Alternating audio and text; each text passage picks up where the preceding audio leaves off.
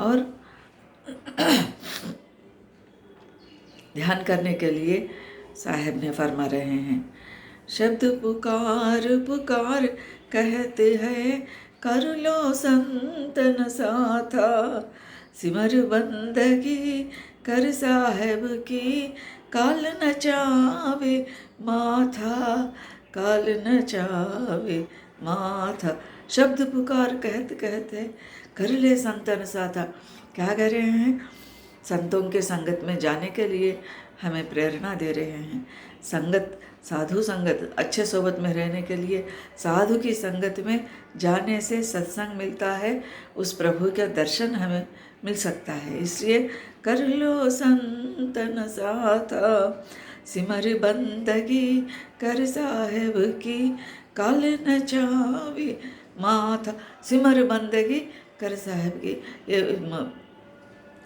साहेब की बंदगी, भजन, प्रार्थना, भक्ति, ध्यान, सिमरन करने के लिए यहाँ इस कड़ी में बता रहे हैं। सिमर बंदगी कर साहेब की, वो साहेब जो है वो मालिक के कुल जो है उनके सुमिरो, उनको सुमिरना, बंदगी करना, भजन करना, भक्ति करना। और ये काल नचावे माता, ये काल पुरुष जो है हमें नचाते हैं, हमें हमारे मालिक के पास जाने के लिए रोकते हैं, जाने नहीं देंगे। काल पुरुष जो है अपने राज चलाने के लिए देख रहे हैं, हमें आवागमन से छुटकारा दिलाने के लिए आड़ा डालते हैं, इसलिए रोक देते हैं। इसलिए हमें संतन साथा, संतों को साथ लेके चलना है। कहता कबीरा सुनो धर मन, मानो वचन हमारा।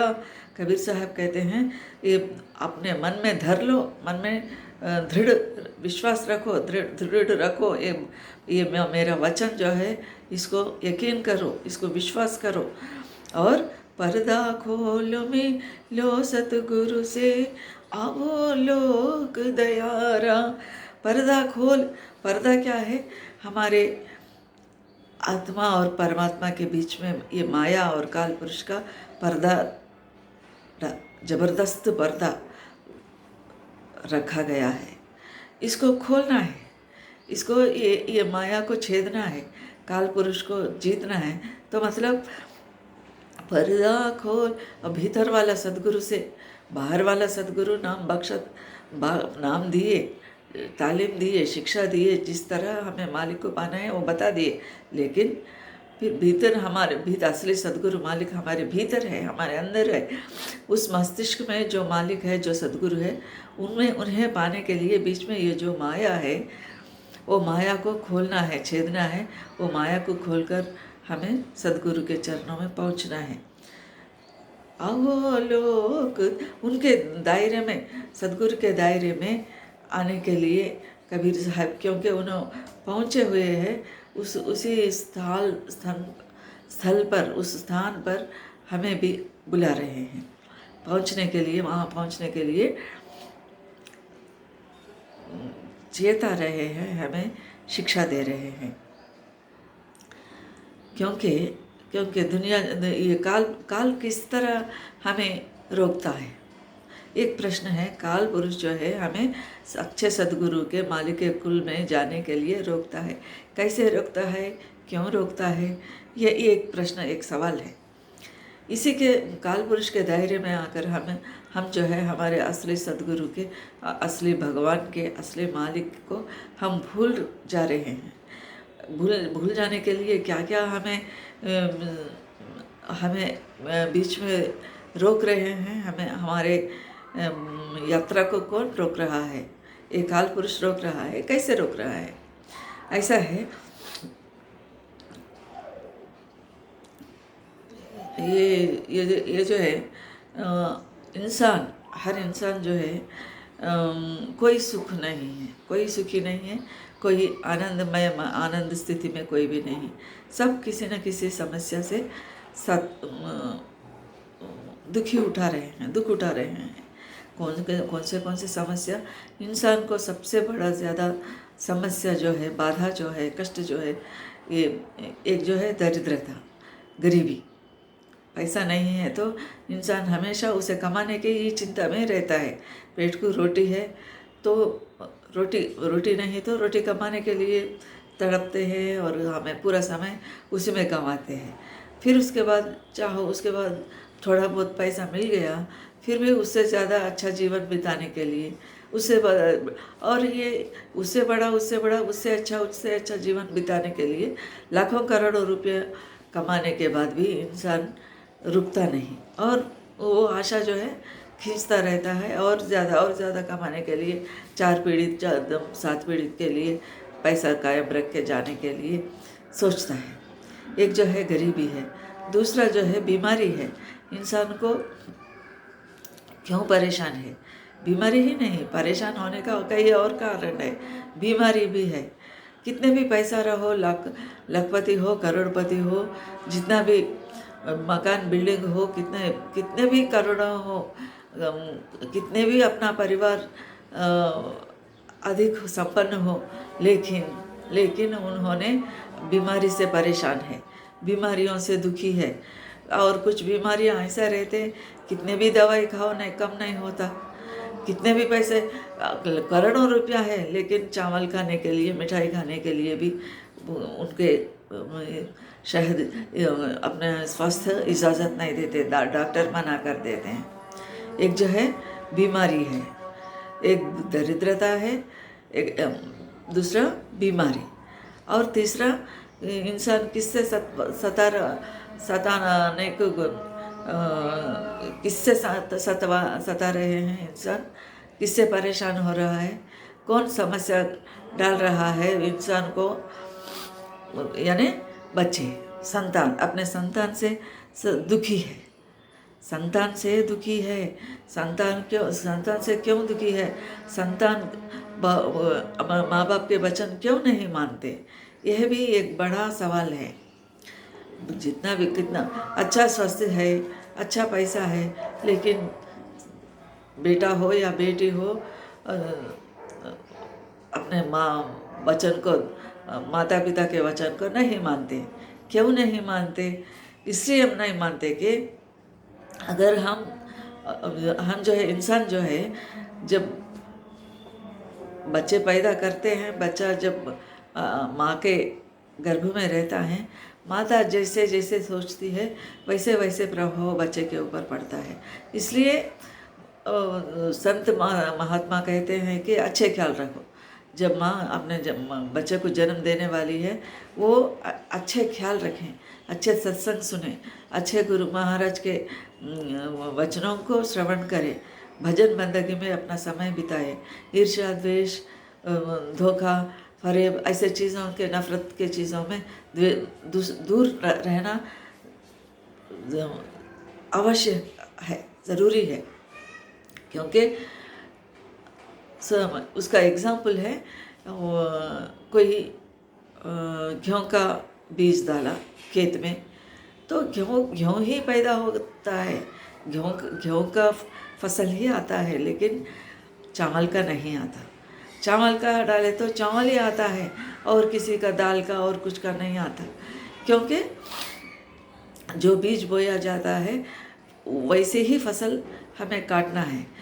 इसलिए ऐसे ही बच्चा जब गर्भ में आता है, उस समय से हमें अच्छे ख्याल और बीज अच्छा डाले, फिर उसमें उसको भी खाद डालना है, पानी देना है। वो खाद पानी क्या होता है?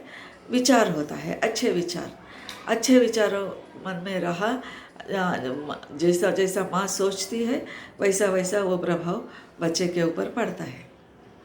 इसलिए महात्मा संत जन कहते हैं, अच्छे ख्याल रखो, अच्छे नियत रखो, अच्छे विचार अपने मन में रखो,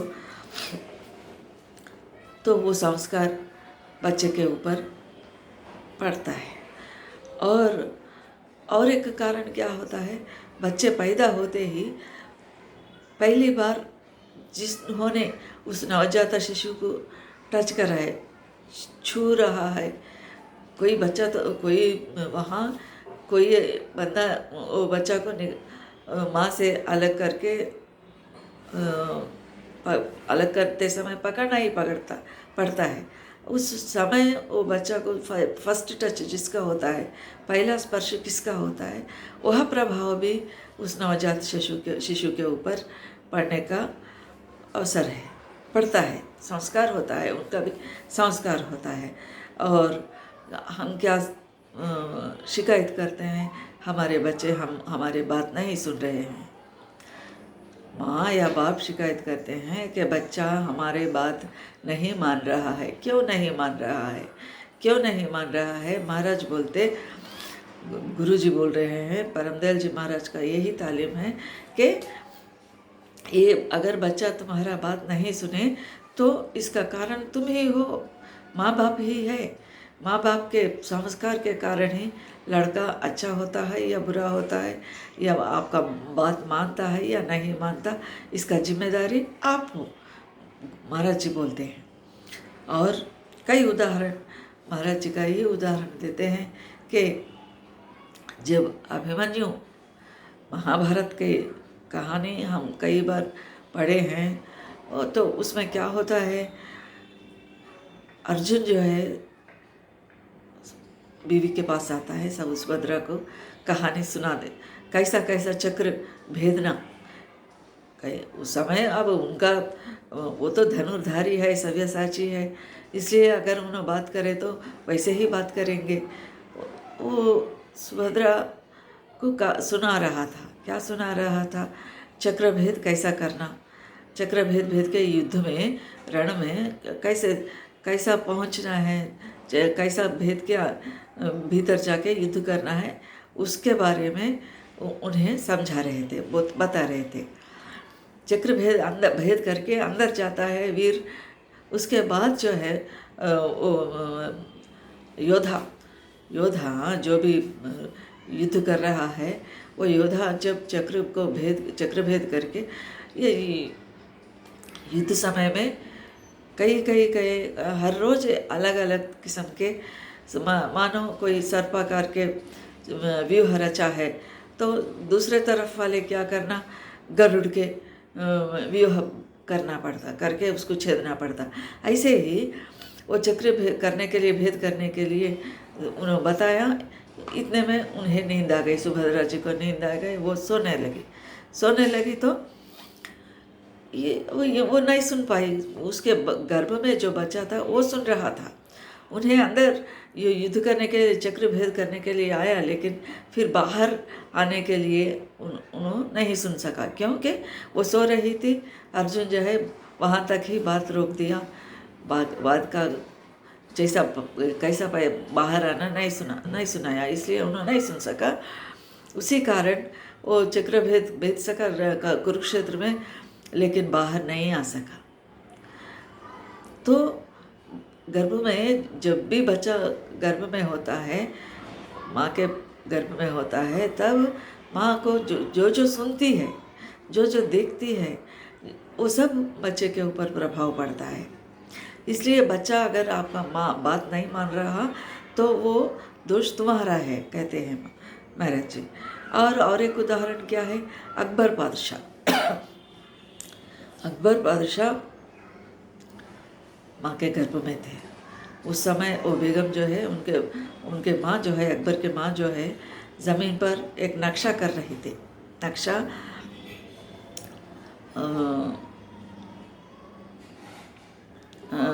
ड्राइंग कर रहे थे, तो उस समय सम्राट आता है, आके बेगम क्या कर रही है, तो वो कहती हैं, मैं ये भारत का नक्शा उतार रही हूँ।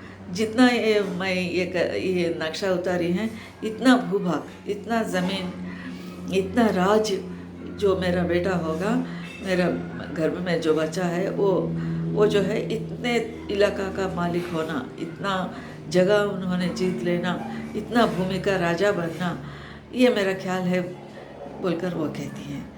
वो सचमुच ही जब अकबर जितना माँ इच्छा कर रही थी, उतना राज्य को जीत लिया, उसका चक्रवर्ती बना, मालिक बना। कि इसके कारण अकबर जीतने का कारण क्या है, उनके माँ माँ के ख्याल, माँ के, और जब इसलिए अच्छा ख्याल रखने के लिए महाराज हमें चेताते हैं। बुरी ख्याल, बुरा विचार का आए तो वही विचार बच्चे के मन में जाता है, बच्चा वैसा वैसा चलते रहता, वैसा वैसा करते रहता। इसलिए इसका जिम्मेदारी माँ ही है या बाप है। और ये अयाचित संतान, जिस बच्चे को माँ इनवाइट नहीं करती, जब बच्चा पेट में है तो माँ जो है उस बच्चे से प्यार नहीं करती, उनको आह्वान नहीं करती, वेलकम नहीं करती, वो बच्चा भी माँ का कहा नहीं मानेंगे, माँ का बात नहीं सुनेंगे। इसका पक्का है ये बात, क्योंकि ये अयाचित संतान कहते हैं ऐसे बच्चों को। तो बच्चा को प्रेम से, माँ गर्भ में है जब से बच्चे से प्रेम करना, उन्हें इनवाइट करना, तो बच्चा तो वो जिंदगी भर उसका प्रभाव होता है बच्चे के ऊपर। इसका भी कई कई उदाहरण होते हैं। परमदयाल जी महाराज का पहला बच्चा जो हुआ था, उस समय महाराज कृष्ण भक्ति करते थे, कृष्ण से प्रेम करते थे और कृष्ण का पूजा करते थे, बंदगी करते थे। तो पहले बच्चा हुआ जब क्या हुआ,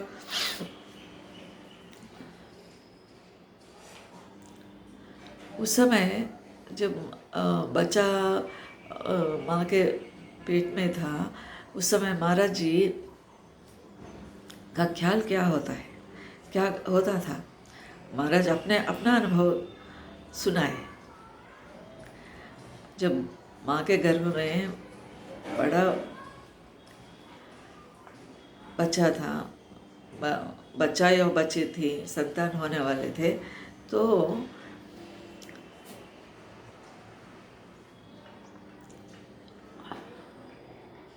कृष्ण का ध्यान करते थे महाराज जी। वो लड़का पैदा होने के बाद वो महाराज के मकान के निकट एक ज्योतिषी रहते थे। ज्योतिषी, उनको पता लगा कि वो पुराने ज़माने में एक घर में बच्चा पैदा हुए तो इर्द गिर्द लोगों को मालूम होता था वो कौन सा घर में बच्चा पैदा हुआ। 2-3 मकान आगे वो ज्योतिषी का मकान था। तो मस्तराम जी महाराज का पिताजी का नाम था। वो ज्योतिषी पूछा, पंडित मस्तराम के घर क्या हो रहा है, लोग आ रहे हैं जा रहे हैं। तो मस्तराम को पोता हुआ, वो फकीरचंद को पोता हुआ, बेटा हुआ, उसको देखने के लिए लोग जा रहे हैं आ रहे हैं कहते हैं।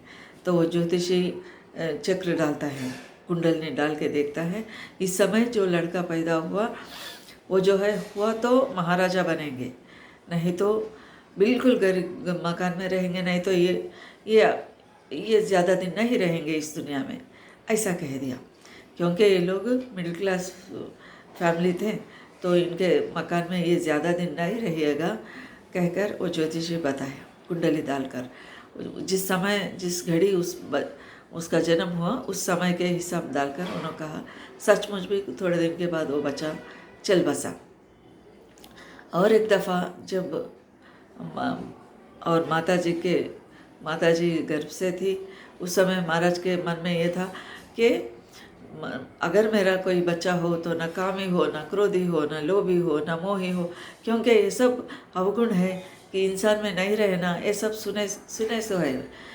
इसलिए महाराज क्या संकल्प करे, अगर मेरे घर में ये बच्चा हुआ तो न कामी हो, न क्रोधी हो, न लोभी हो, न मोही। और वो लड़की पैदा हुई सूरत प्यारी, वो जो है उनको क्रोध ही नहीं है, लोभ ही नहीं है, गुस्सा नहीं आता, कोई कुछ कर रहे हैं तो उदास रहती। और उसके भाई कुछ नया कपड़ा लाता, सुरतो ये पहन लो, नया कपड़ा मैं तुम्हारे लिए लाया, तो भी खुशी नहीं होती, हाँ रख दो उधर बोलती। उनकी माँ, जब उनके माँ का चोला छूट गया, सभी लोग आ रहे, रो रहे, दुखी से है, फिर इन्होंने चुपचाप अपना उदास बैठी है। क्यों तेरा माँ चले गई, तुझे कोई दुख तकलीफ़ नहीं हो रहा है? वो कहती है हमें भी जाना है, काय के लिए रोना है, सभी को जाना है, ऐसे कहती हैं। मतलब इसका कारण क्या है? आधा दीवानी जैसा वो बच्ची रहने के लिए वो सूरत प्यारी माता जी रहने के कारण क्या है? वो उन्होंने जब माँ के गर्भ में थी, महाराज जी का ख्याल क्या था? ना क्रोधी हो, ना लोभी हो, ना मोही हो, इसलिए उसको मोह नहीं है, लोभ नहीं है, क्रोध नहीं है, ऐसे ऐसे। कारण क्या है? हर इंसान में सभी गुण जित आवश्यकता अनुसार रहना चाहिए, ना अधिक होना ना कम होना। और निर्विकार से रहती थी वो माता जी, इसलिए यही है तालीम महाराज जी।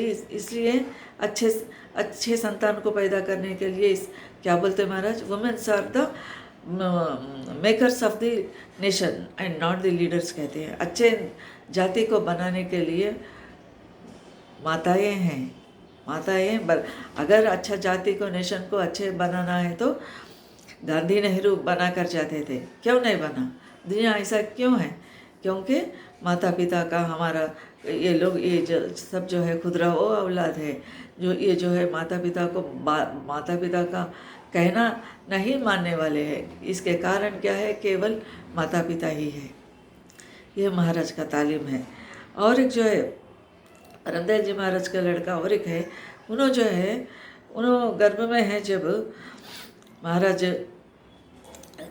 अच्छा संस्कार, महाराज के अच्छे संस्कार उन पर पड़े। और वो बड़ा होने के बाद पिताजी की रिक्शा पर भी नहीं बैठते थे, ये पिताजी का रिक्शा कहते थे। महाराज जी जिस रिक्शा पे जाते रहते, मंदिर को आते रहते, उस रिक्शा पे बैठते थे नहीं, क्योंकि ये पिताजी की रिक्शा है, ये अदब है, ये मर्यादा करने का तरीका है, क्योंकि संस्कार है। उन्होंने जब गर्भ में थे तो महाराज जी का संस्कार, माता जी का संस्कार, अच्छे ख्याल जो है उस लड़के पर पड़े। पदम जी जो है शाह पदम जंग नाम के हैं। उन्होंने कभी महाराज जी उनको डांटा नहीं, वो ही नहीं कहा, क्या नहीं कहा, कुछ भी नहीं कहा। ये है ख्याल का ताकत। और एक उदाहरण महाराज जी बताएं कि जब परमदयाल जी महाराज माँ के गर्भ में थे तो उनकी माँ जो है पिताजी रेलवे पुलिस थे मस्तराम जी, तो माता जी आने जाने वाले झंडा करते स्टेशन मास्टर उन लोगों को देखती थी ट्रेन के स्टेशन मास्टर्स को देखती थी, और मन में उनको ख्याल आता था कि अगर मेरे घर में भी बच्चा हुआ तो ऐसे ही झंडिया चलाने वाले होना, ये ट्रेन में रेल में काम करने वाले होना बोलकर उनके मन में ख्याल आता है। और उनके ख्याल के अनुसार परमदयाल जी फकीरचंद जी महाराज क्या हुआ? स्टेशन मास्टर बने। उनके भाई राय सुरेंद्रनाथ महाराज जो है ट्रैफिक इंस्पेक्टर बने। ये जो है ये उदाहरण है, कई उदाहरण दे तो माताएं उत्तम संस्कार शिशुओं को अच्छे विचार दिए तो हमारा सोसाइटी, हमारा समाज अच्छा रहेगा। नहीं तो ये बसें जलाना, घेराव करना, ये सब जो है माँ बाप का ही गलती है। माँ बाप के ख्याल के वजह से बच्चे ऐसे बन गए।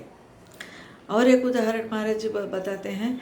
ये महाराज के मकान के नज़दीक एक उनके मित्र थे, महाराज के मित्र उनके मकान के निकट थे। उनके घर में बच्चा पैदा हुआ और वो बच्ची रो रही पैदा हुई। जब से 20-21 दिन हो रहे, वो बच्ची रोना बंद नहीं करी तो परेशान थे सभी लोग। तो वो मित्र जो है महाराज जी के पास आते हैं, ऐसा घर में नवजात शिशु है, वो 24 घंटे रो रही है, हम सबको परेशान है। तो महाराज जी क्या करते हैं, क्या हुआ, कौन करा, क्या हुआ, सब पूछते हैं। कौन आया, कौन उसका जजगी करा, ये सब पूछते हैं। तो पता लगा कि इस बच्ची को जो पहला टच, प्रथम स्पर्श, पहली बार शिशु को कौन छुआ, कौन टच करा, बोले तो एक दाई थी। उन्होंने रोते रोते आई, जजगी करने के लिए रो रही थी। और क्यों रो रही थी? उनका भाई मर गया था, 1-2 दिन पहले उनका भाई मर गया था, इसलिए वो दुखी थी। और वही रोते रोते वो नवजात शिशु को टच करी, स्पर्श करी, इसलिए वो बच्चा रो रहा है।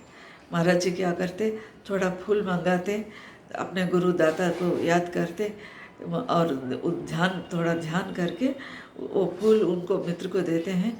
ये जो है बच्ची का इर्द गिर्द पूरा राउंड, पीछे सामने, बाजू, सभी जगह ये फूलों को रख दो, ये ठीक हो जाएगी कहते हैं। और वो ठीक हो गए। मतलब कैसा कैसे प्रभाव। फर्स्ट पहला ये ऐसे संतान, जैसा आज का समाज ऐसा रहने का कारण, समाज में बुराई फैलने का कारण, बच्चे माँ बाप का बात नहीं मानने का कारण, ये बसें जलाने का कारण क्या है? पहली दोष जो है माता पिता का होता है। माता पिता अच्छे संस्कार नहीं दिए, अच्छे ख्यालात नहीं दिए, इसलिए बच्चा ऐसा हो रहा है। दूसरा दोष जो है मास्टर्स के है। स्कूल में मास्टर्स जैसा प्रथम जो छोटे छोटे क्लासेस में कैसे कैसे सुनाते, कैसे कैसे बर्ताव करते, उसका भी प्रभाव बच्चे के ऊपर पड़ता है। और तीसरा हमारे धर्म संप्रदाय मतांतर के भी प्रभाव पड़ता है। ये धर्म अच्छा नहीं, ये वो अच्छा नहीं है, ये अच्छा नहीं कहते, और उसको एक शत्रु के जैसा अपना धर्म के अलावा दूसरे मतों को, दूसरे धर्म वालों को शत्रु के जैसा देखते रहते। ये भी नहीं रहना चाहिए। सभी धर्म, सभी संप्रदाय अच्छा ही बताते हैं। कोई गुरु, कोई महात्मा, कोई भगवान, सभी का भगवान एक ही है। लेकिन ये धर्म वाले, धर्म परधाई लोग अलग अलग कर दिए, और वही प्रभाव एक को देखकर एक द्वेष करने का, एक के दूसरे को दुश्मन करने का ख्यालात मन में आ गया। ये तीसरा दोष धर्म संप्रदाय वालों का है। और चौथा जो है गुरुओं का है। ये सब जो है आज का समाज बिगड़ने का कारण बन रहा है।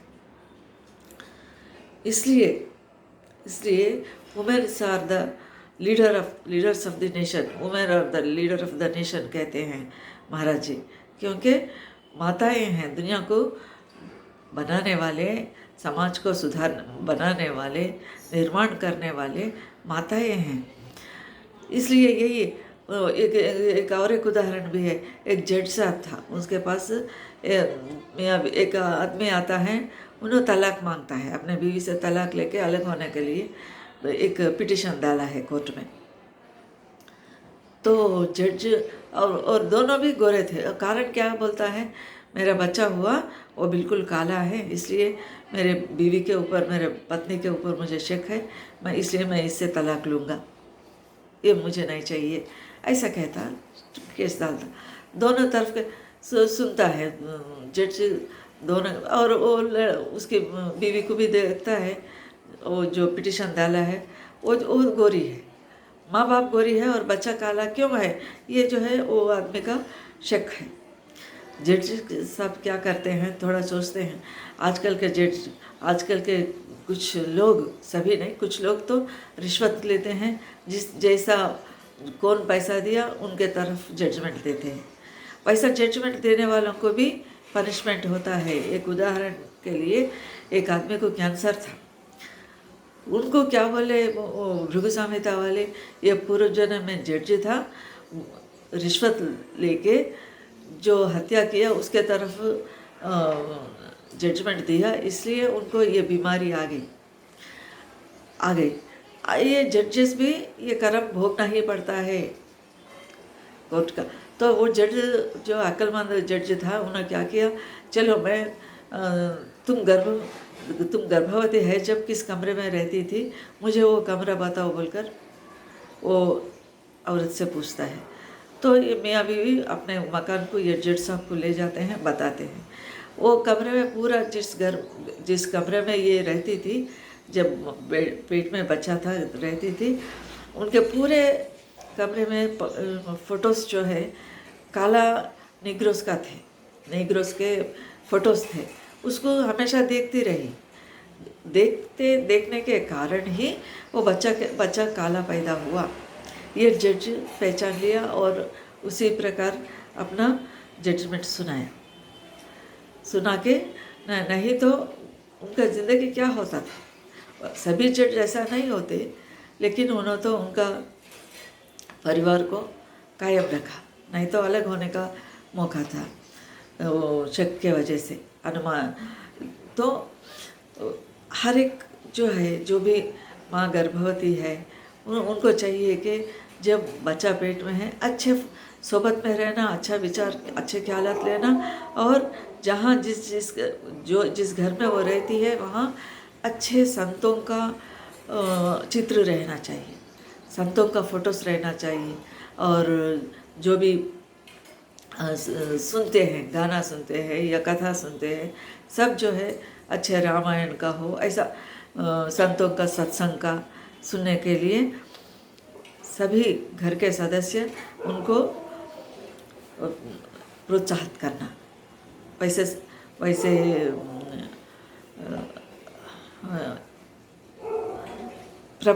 प्रभाव करने का सामान देना,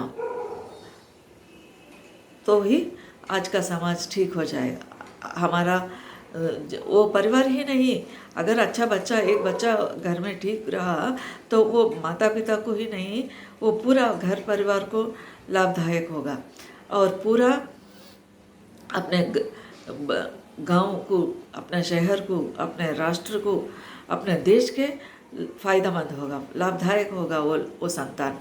ऐसे संतान के लिए हम जो है, हम क्या सोचते हैं हमारे घर में क्या बच्चा होने वाला है, क्या है, नहीं, ऐसा नहीं। जो भी हो ऐसे हमें दिखे तो उनको कहना कि अच्छे संस्कार देना, अच्छे फोटोज़ देखना, अच्छे कहानी सुनना, संतों का सत्संग सुनना, देशभक्तों की कहानियाँ सुनना, देखना, ये ज़रूरी है। सबको राधा स्वामी।